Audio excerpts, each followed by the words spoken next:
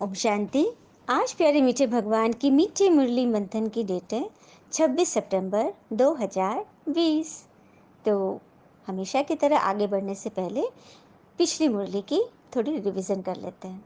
तो 25 तारीख की वाणी में बाबा ने बोला था कि अपने ऊपर आप पे ही कृपा करनी है, पढ़ाई में गैलप करो, मतलब हाई जंप लो, कोई भी विकर्म करके अपना रजिस्टर खराब नहीं करो। हाँ, प्रश्न था, इस ऊंची पढ़ाई में पास होने के लिए मुख्य शिक्षा कौन सी है? तो अपनी आंखों को बहुत पवित्र बनाना है, कोई क्रिमिनलिटी नहीं रहे, कर्मेंद्रियों की चंचलता समाप्त करो, आत्मिक भान में रहो। और वरदान में था,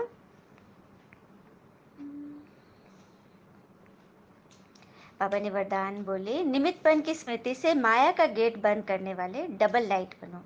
मतलब सदा ये फील करो कि मैं करणहार कर्म कर रही हूँ, करावनहार भगवान है, सब कुछ की जवाबदारी ईश्वर की है। तो हम अपने आप को डबल लाइफ फील करेंगे और त्रिकालदर्शी बनकर हर कर्म करेंगे तो हमें सफलता सहज मिल जाएगी। चलिए हम सभी सुनते हैं आज बाबा ने 26 तारीख की वाणी में क्या कहा। मीठे बच्चे, पिता जो तुम्हें हीरे जैसा बनाते हैं उसमें कभी भी संशय नहीं आना चाहिए। संशय बुद्धि बनना माना अपना नुकसान करना।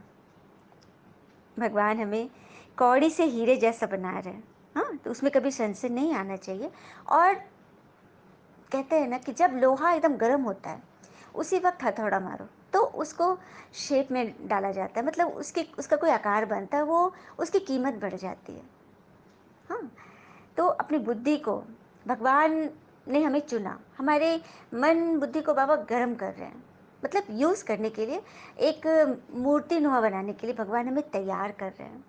हुँ? तो सही समय पर हम अपने निश्चय का हथौड़ा मारें। जैसे एक बार की बात है, एक बहुत अमीर आदमी अपने पूरे बिजनेस को, हाँ, विदेश शिफ्ट कर रहा था, पूरे अपने कारीगर के, मैंने कारीगर के सहित जितने भी अपने एम्प्लॉयज़ थे सबके साथ वो पूरे अपनी कंपनी को एक शिप के द्वारा विदेश ले जा रहा था शिफ्ट करने के लिए। अचानक समुद्र में ही उसकी शिप खराब हो गई। हाँ, अब किसी को समझ में नहीं आ रहा कि क्या हुआ, कैसे क्या है। उसमें बहुत सारे इंजीनियर को भी लेके गया था कि जाना है दूर देश, तो सब साथ में चले, लेकिन किसी का दिमाग काम नहीं कर रहा, क्या हो गई शिप, अचानक शिप रुक गई बीच समुद्र में। तो एक व्यक्ति ने उस अमीर आदमी से कहा कि इस शिप में कोई है, एक व्यक्ति है जो कि इस प्रॉब्लम को सॉल्व कर सकता है। तो उस सेठ जी ने पूछा कि कौन है वो, तो उन्होंने दिखाया कि एक बुजुर्ग व्यक्ति थे। तो बोला कि ये, तो हाँ, ये अभी रिटायर हो चुके हैं, ये भी इसी तरह से शिप के ही इंजीनियरिंग में, मतलब इनको महारत हासिल है और ये अच्छी रीति इस प्रॉब्लम को बता सकते हैं। तो सेठ जी ने हाँ हाँ चलो, फिर उन्होंने उससे बात की तो वो तैयार हो गया। उसने सिर्फ एक हथौड़ा मांगा, हाँ, और चारों तरफ से शिप के अंदर की मशीन को वो देख रहा था। मतलब एक दिन देखा, 2 दिन देखा, 3 दिन, 4 दिन तक वो पूरा उसको अच्छी तरह स्टडी किया, एकदम मतलब सिर्फ आँख टकटकी लगाकर वो देख रहा था पूरे मशीन को कि कहाँ पर क्या खराबी है। सब लोग चौंक रहे थे कि पता नहीं ये बूढ़ा आदमी क्या करेगा, कुछ समझ में नहीं आ रहा है, इसका दिमाग पता नहीं क्या है, कितना दिन लग रहा है, कुछ बोल भी नहीं रहा है, चुपचाप बस देखे जा रहा है। किसी की समझ में नहीं आ रही थी बात, कि आखिर हो क्या रहा है। 5वें दिन उसने हथौड़ा हाथ में लिया हुआ था, उसने ऐसी जगह जोर से हिट किया जिससे ये जो मशीन रुकी पड़ी थी ना वो चल पड़ी और शिप चलने लगी। अब तो सब एकदम चौंक गए, सब खुशी के, मतलब खुशी में आ गए सब कि अरे वाह, बहुत खुश है, तो बहुत खुश हुआ। और उससे बोला कि इनाम, तो बोला कि अभी नहीं, ऐसे करके वो लोग बात आई गई होगी। जब वो लोग सब पहुंच गए जहाँ उसे शिफ्ट होना था, विदेश पहुंच गए। कुछ महीनों के बाद उस सेठ जी के पास एक लेटर आता है, उसमें उसने बिल लिखा हुआ था। हम्म, तो उसमें लिखा था कि 100 रुपया हथौड़ा मारने का और 10,000, मतलब 9,099, 100 रुपया हथौड़ा, ये मतलब बिल आया था 10,000 का। तो ये सेठ जी बहुत मतलब बड़ा चौंक गया कि एक हथौड़ा मारने का 10,000 रुपया ले रहा है।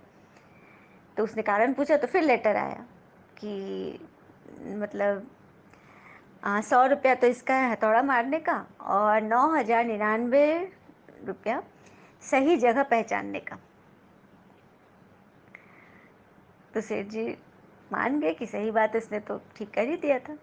अब कहानी क्या शिक्षा दे रही है? शिक्षा ये दे रही है कि हमारी बुद्धि किस समय सही जगह पर यूज़ होगी।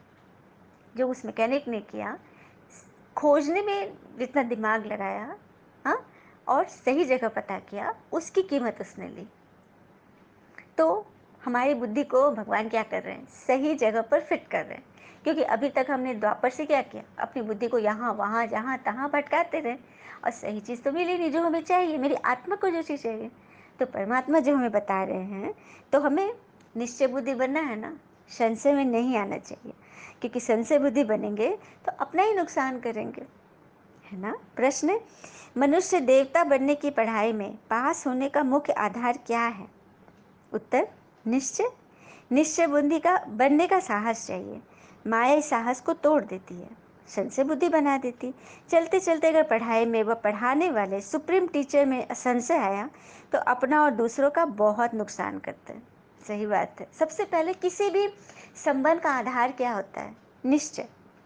हाँ, जब हम निश्चय बुद्धि बनते हैं तो उसी पल से हमारा मन मस्तिष्क तैयार हो जाता है कि जिस काम में हमें फोकस देना है, हम उसके लिए रेडी हो रहे हैं। संशय बुद्धि जैसे ही होंगे तो हमारा जो ट्रैक जो चल रहा है सही दिशा में, वो डिरेल हो जाएगा, हम उतर जाएंगे ट्रैक पर से। और यहाँ तो स्वयं सुप्रीम टीचर पढ़ा रहे, तो उसमें कभी संशय आना चाहिए क्या? हाँ, कि वो हमें क्या पढ़ा रहे हैं। जैसे कि कहते हैं ना, we never win anything by hating others, we never lose anything by loving others. कितनी सुंदर बात है ना। हम किसी से घृणा करके कुछ भी जीत नहीं सकते, कुछ भी पा नहीं सकते, मतलब संशय करके। और हम कुछ भी हार नहीं सकते दूसरे से प्रेम करके। सच्चा प्रेम देकर, स्नेह देकर हम बिल्कुल हार नहीं सकते, हमारी जीत निश्चित है उसमें। और कहते भी है ना, जिसकी जैसी नीयत वैसी कहानी रखता है, परिंदों के लिए बंदूक तो कोई पानी रखता है। जैसी दृष्टि वैसी सृष्टि, जैसा हम सोचते हैं वो हमारे कर्मों में झलकता है। और दूसरों से मदद लेने के बजाय हम उनके मददगार बन जाए, फिर देखना भगवान स्वयं हमारी मदद के लिए खड़े हो जाते हैं। तो ये भगवान आ चुके हैं ना हमारी मदद के लिए, तो सबको तैयार होना है ना मदद लेने के लिए, है ना। आज की मुरली का गीत है बहुत प्यारा। तू प्यार का सागर है, तू प्यार का सागर है, तेरी एक बूंद की प्यास हम लौटा जो दिया तूने, लौटा जो दिया तूने, चले जाएंगे यहाँ से हम, तू प्यार का सागर है। आ, आ, आ, आ,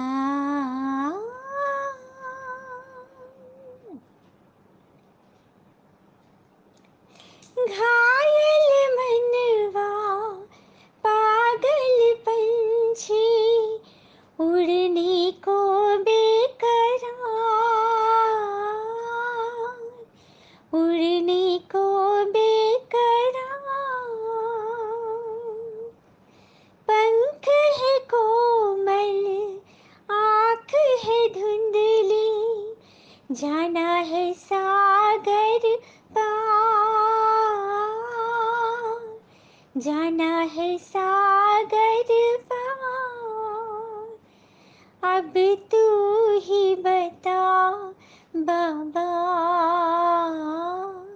अब तू ही बता भगवन, चले जाए तेरे साथ ही हम, तू प्यार का सा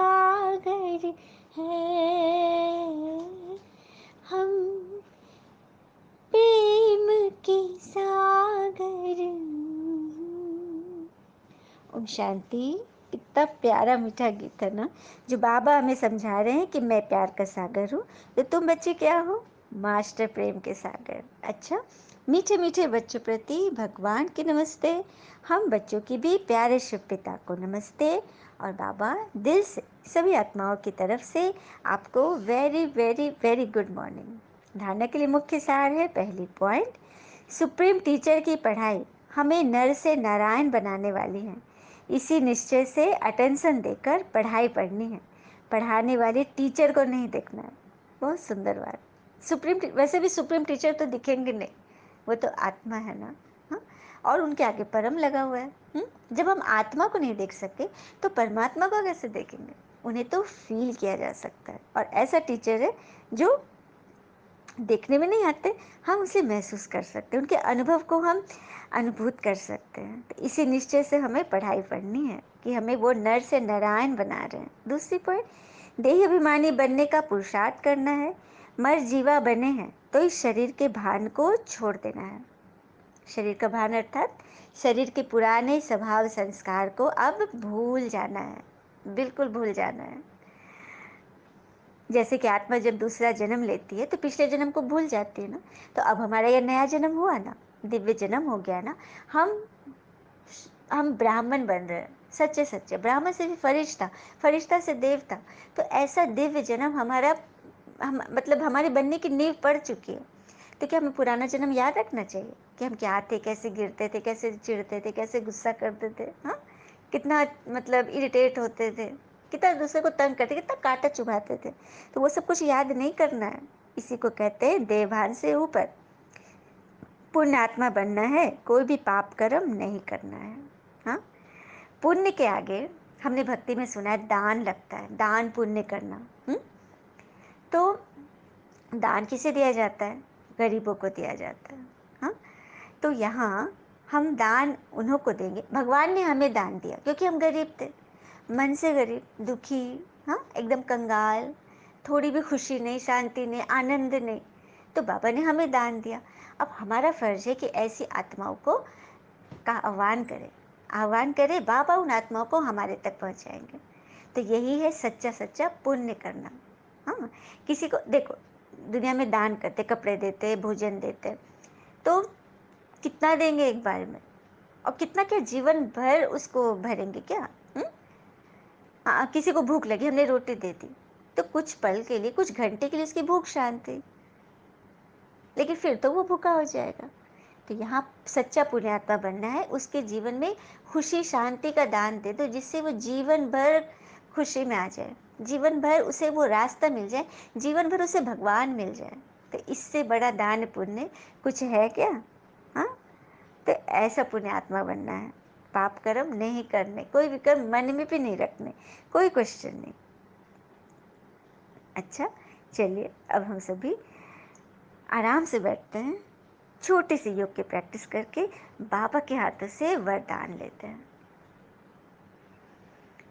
मैं आत्मा इस भृकुटी सिंहासन पे विराजमान अति सूक्ष्म चैतन्य ज्योति बिंदु हूँ। मैं परमपिता परमात्मा की लाडली संतान हूँ। बाबा को बहुत प्यार करती हूँ, क्योंकि बाबा ने मुझे संशय बुद्धि से निश्चय बुद्धि बनाया, और निश्चय में ही विजय समाई हुई है। ये मतलब एक घुट्टी एकदम घोर घोर के बाबा पिला रहे हैं, जैसे माएँ अपने बच्चे को पिलाते हैं ना, घूट घूट ग्राइप वाटर, या कोई बचपन में पिलाते थे ना, जिससे बच्चे का पोषण हो, टॉनिक के रूप में उनकी उसकी हड्डियाँ मजबूत हो।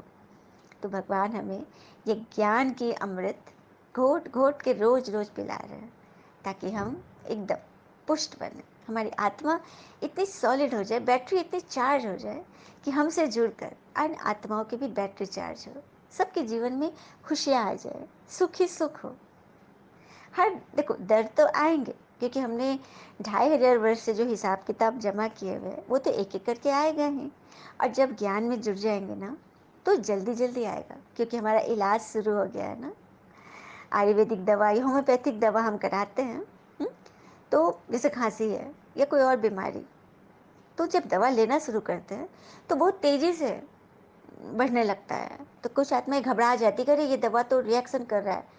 लेकिन जो अनुभवी होते हैं वो कहते हैं कि नहीं, दवा रेगुलरली लेते रहो, क्योंकि अंदर से वो निकाल रहा है, पूरे जड़ से जो अंदर भरा पड़ा है ना, वो सारा निकल के बाहर आ रहा है। एक बार जब सारा बाहर आ जाएगा, फिर हमेशा के लिए इस दर्द से छूट जाएंगे, इस बीमारी से। तो वही हो रहा है, आत्माओं के हिसाब जल्दी जल्दी आ रहे हैं, और वो शांति से, निश्चय बुद्धि से उन्हें चुकता करते जाएगी जल्दी जल्दी, है ना। तो हम आत्मा को सबको यही समझाना है कि घबराना नहीं है, ईश्वर ने हाथ पकड़ा है, तो जल्दी जल्दी हमारे विक्रम सामने आ रहे हैं और हम भी उसे जल्दी जल्दी चुकता करेंगे इस ज्ञान श्रीमत से, है ना। तो मन को सदा ऐसे पॉजिटिविटी में रखना है ना, ताकि किसी भी बात में हम फंसे नहीं।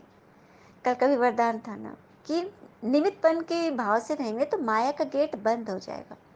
जहाँ हम सोच लेंगे, अपने ऊपर ले लेंगे, अरे बाप रे मेरे साथ ही प्रॉब्लम आ गया, अब मैं क्या करूँ, कैसे करूँ, बस माया ने प्रवेशता ले ली, माया को रास्ता मिल गया। तो उसे बंद करना है ना, उस गेट को। तो भगवान को याद करें, बाबा का शुक्रिया अदा करें, बाबा की किरणों को स्वयं में फील करें कि बाबा मुझे अपने किरणों रूपी बाहों से मेरे सर पर वो किरण छत्र छाया बनी हुई है, और बाबा हमें वरदान दे रहे हैं। स्वस्थिति की सीट पर स्थित रह, परिस्थितियों पर विजय प्राप्त करने वाले मास्टर रचयिता भव। स्वस्थिति की सीट पर स्थित रह, परिस्थितियों पर विजय प्राप्त करने वाले मास्टर रचता भव। जैसे कोई भी परिस्थिति प्रकृति द्वारा आती है, इसीलिए परिस्थिति रचना है और स्वस्थिति वाला रचयिता।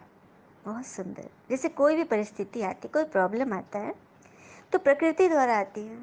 प्रकृति कोई बाहर आकाश वायु अग्नि की बात नहीं है, यहाँ स्व की। हमारा शरीर भी तो प्रकृति के तत्वों से बना है ना। तो कुछ भी प्रॉब्लम आ रहा है तो प्रकृति के अनुसार ही आ रहा है। तो परिस्थिति हो गई रचना, और स्वस्थिति मतलब आत्मा हो गई रचयिता। मैं आत्मा रचयिता हूँ, क्रिएटर हूँ, और मेरे साथ जो सामने से जो परिस्थिति आ रही वो मेरी रचना हो गई। मैंने क्रिएट किया था किसी जन्म में, जो मेरे पास आया। मास्टर रचता व मास्टर सर्वशक्तिवान कभी हार खा नहीं सकते, असंभव है। अगर कोई अपनी सीट छोड़ते हैं तो हार होती है। बहुत अच्छी बात। जब हम स्वस्थिति से नीचे उतर जाते हैं, मतलब आत्मिक स्थिति से नीचे देह भान में आ जाते हैं, तभी परिस्थिति हम पर वार करती है, हम तभी हार खाते हैं। अब जैसे कोई प्रधानमंत्री है, वो सीट पर सेट है, पोस्ट पर है, तो उसका मान है। जैसे वो अगले इलेक्शन में जब वो हार जाता है, तो फिर उसकी उसकी फिर कोई वैल्यू होगी, उसका कोई कार्य पूरा होगा, उसकी कोई आदेश फॉलो की जाएगी? बिल्कुल नहीं, क्योंकि वो सीट पर नहीं है, अब उसका मान नहीं है। बस आत्मा जब राजा की सीट पर बैठी होगी, तो परिस्थिति उसका कुछ बिगाड़ नहीं सकेगी, चाहे कितनी बड़ी से बड़ी परिस्थिति आ जाए, यहाँ तक कि किसी का देह भी छूट जाए, लेकिन उस स्थिति में भी वह अचल अडोल रहेगी। यह है सच्चे सच्चे ज्ञान को मतलब रियल अर्थ में अपनाना। बहुत बड़ी मेहनत है, हिम्मत दिखानी है इसमें, है ना। क्योंकि जो होना था वो तो हो गया। अब अब अगला प्रोसेस हमारा क्या है, उस आत्मा को कितना हमें शांत रहकर शांति के का दान देना है, ये करना है। हाँ, और परिवार के लिए सहन शक्ति का दान देना है। हाँ, उनको शक्ति प्रदान करना है। उसके लिए हमें कितना शांत स्वरूप बनना पड़ेगा। हम ही हलचल में आ जाए तो फिर आत्मा को कौन समझा लेगा। जिन्होंने भगवान को पहचाना ही नहीं, भगवान के नियम पे भी नहीं चल रहे हैं, जो मायावश है, उन सबको बचाना है ना। तो यही बाबा कह रहे हैं ना कि अभ्यास अभी से करो, अभी से तैयारी करो, हलचल में भी अचल रहने का अभ्यास। कभी सीट नहीं छोड़ना, क्योंकि सीट छोड़ा और शक्तिहीन बने। सीट के आधार पर ही शक्तियाँ काम करती है, ध्यान रहे। ये जो अष्ट शक्तियाँ हैं ना, सहयोग की शक्ति, निर्णय की शक्ति, परखने की शक्ति, समाने समेटने सहन करने की शक्ति, ये सभी शक्तियाँ सीट पर जब हम सेट होंगे ना, जैसे लॉ एंड ऑर्डर, जब हम जज की कुर्सी पर है, या प्रधानमंत्री या प्रेसिडेंट है, या बड़े और पोस्ट पर है, तभी वो शक्तियाँ काम करेगी। हाँ, तो बस अपनी सीट पर सेट रहे, आत्मिक स्थिति में रहे, तो ये शक्तियाँ काम करेगी। सीट के नीचे आ जाएंगे तो माया की धूल लग जाए, मतलब जमीन पे आ गए तो धूल लग गई। तो बाप दादा के लाडले मरजीवा जन्मधारी ब्राह्मण कभी देह भान की मिट्टी में खेल नहीं सकते। अब कोई राजा का बच्चा झोपड़पट्टी वाले बच्चों के साथ नीचे मिट्टी में खेले तो लोग क्या कहेंगे? मानेंगे कि ये राजा का बच्चा है? हुँ? तो जब हम राजघराने के हैं, जब भगवान के बच्चे, तो कुछ हमारे अंदर रॉयल्टी तो होनी चाहिए। कुछ ऐसा विशेष तो करें अन्य आत्माओं से कि लोग हमें दूर से फील कर, भाई चेहरे चलन को देखकर समझे कि ये जो कह रहे हैं कि हम भगवान से पढ़ रहे हैं, ये सच बात है। आखिर लोग विश्वास कैसे करेंगे? कुछ तो हमें दिखाना पड़ेगा ना। हाँ, मिट्टी से खेलेंगे, देहभान में आएंगे, सीट से नीचे रहेंगे, क्वेश्चन पे क्वेश्चन करते जाएंगे। कितना भी सब कुछ मिल रहा है लेकिन फिर भी क्वेश्चन, सब कुछ जानते बूझते भी क्वेश्चन। तो इसे कहते हैं मिट्टी से खेलना। अब तो बंद किया जाए ना मिट्टी से खेलना। हाँ, क्योंकि भगवान का नाम हम हंसा देते हैं, है ना। फिर बाबा आगे कह रहे हैं कि स्वस्थिति की सीट पर सदा सेट रहो तो परिस्थितियों पर विजय अपने आप पालोगे। अब हमारे हाथ में विजय पाना है या हार। स्लोगन: दृढ़ता कड़े संस्कारों को भी मोम की तरह पिघलाकर खत्म कर देती है। दृढ़ता, विल पावर। विल पावर में वो शक्ति है जो कड़े से कड़े संस्कारों को भी मोम की तरह गलाकर खत्म कर देती है। और भगवान हमें वही तो सिखा रहे हैं। अच्छा, ओम शांति। शुक्र है मीठे बाबा, वो बाबा के प्यारे प्यारे बच्चे। थैंक यू बाबा। All is well always. ओम शांति।